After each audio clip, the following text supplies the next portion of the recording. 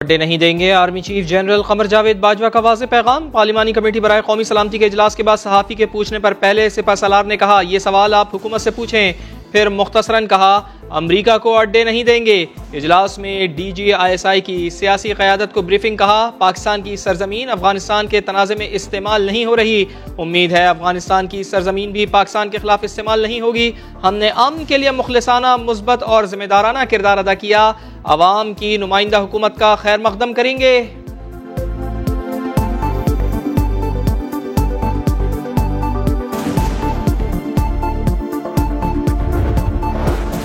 कल तय हो गया, ना इस्तेमाल होंगे और ना चाहेंगे कि कोई हमारे खिलाफ इस्तेमाल हो।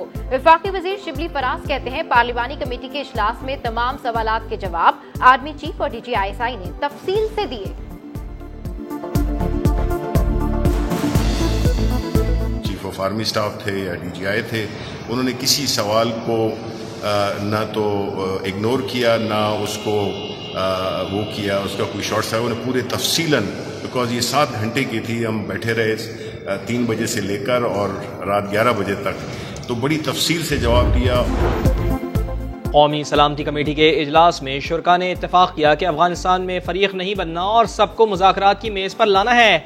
ब्रीफिंग में बताया गया कि अभी सबसे बड़ा मसला मुमकिना मुतासरीन की आमद का होगा।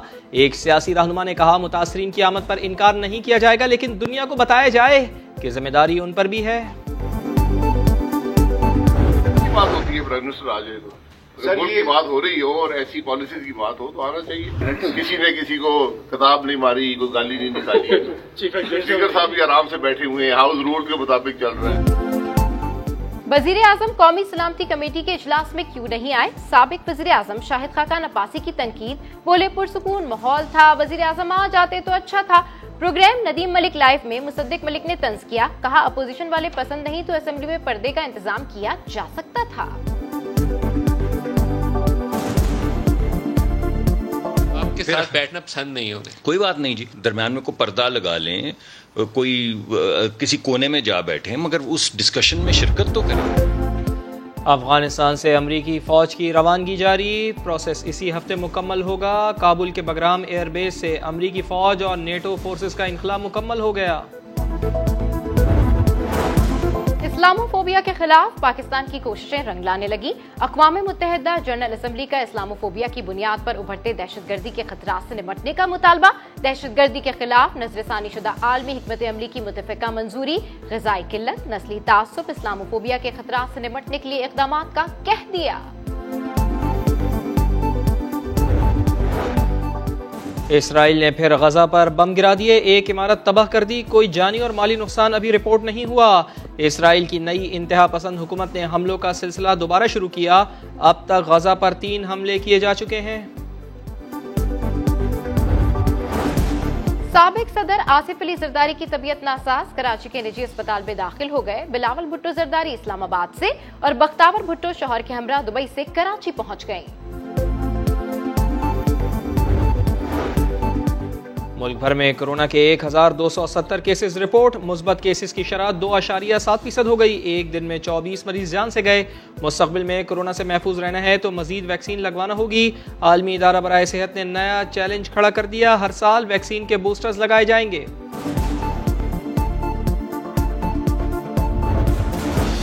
अमेरिका से भी मॉडर्ना वैक्सीन की 25 लाख डोजेज इस्लामाबाद पहुंच गईं। अमेरिकी सिफारत खाने का कहना है, वैक्सीन अवाम की जानें बचाने और बहरान से बाहर आने में मदद देगी।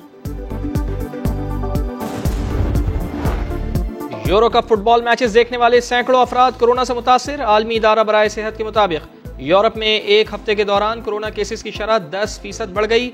लंदन और सेंट पीटर्सबर्ग से लौटने वाले शायकीन में डेल्टा वेरिएंट का इंकशाफ। केसेस में इजाफे की वजह कोरोना पाबंदियों में नरमी को करार दिया।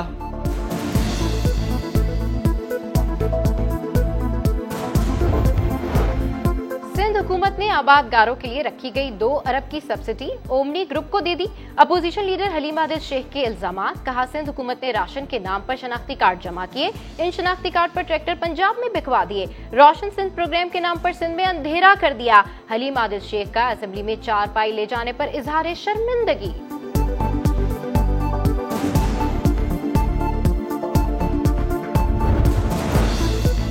नैब हलीम आदिल शेख को गैर कानूनी फार्म हाउस केस में गिरफ्तार करे। वजीर तालीम सिंध सईद गनी की तनकीद, कहा यकीन है नैब PTI के लोगों के खिलाफ कार्रवाई नहीं करेगा। नैब इस हुकूमत की तरह नालायक और नाअहल है। नैब मुझे बुलाए तो सही, सईद गनी ने चैलेंज दे दिया।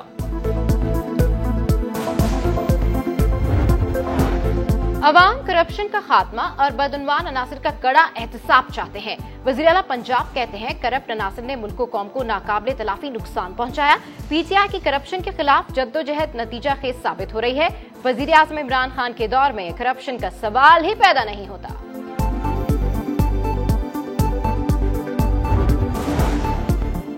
5 मिनट से ज्यादा की फोन कॉल पर 75 पैसे फेडरल एक्साइज ड्यूटी लगेगी। आमदन छुपाओगे तो सलाखों के पीछे जाओगे। FBR का इनकम टैक्स ऑर्डिनेंस 2001 में तरमीम का नोटिफिकेशन जारी। बैंक से रकम निकलवाने, इस्तेमाल शुदा गाड़ियों की खरीदारी पर विद होल्डिंग टैक्स खत्म। कारोबारी टैक्स दहिंदगान के लिए बिजनेस अकाउंट की फरामी लाजमी करार।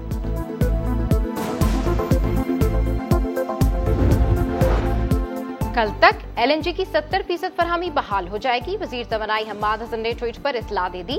लिखा, जहाज की तब्दीली का काम 30 जून को कामयाबी से मुकम्मल कर लिया। LNG की 40% फरहमी शेड्यूल से 2 दिन पहले ही शुरू हो चुकी है। दश्त ऐसी जगह जहां सरासा डर लगे, खौफ आए। लैला की खूबसूरती मशहूर है, शायद इसीलिए इस इलाके को कहते हैं दश्ते लैला।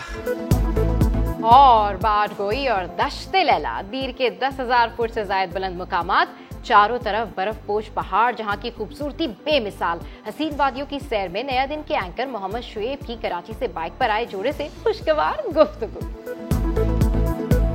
यही कहना चाहूँगा कि आए यहाँ पे विजिट करें इन इलाकों का, और जून जुलाई का सीज़न है और मैं कहता हूँ कराची वाले अगर यहाँ नहीं आए तो कहीं नहीं गए, फिर बेकार है।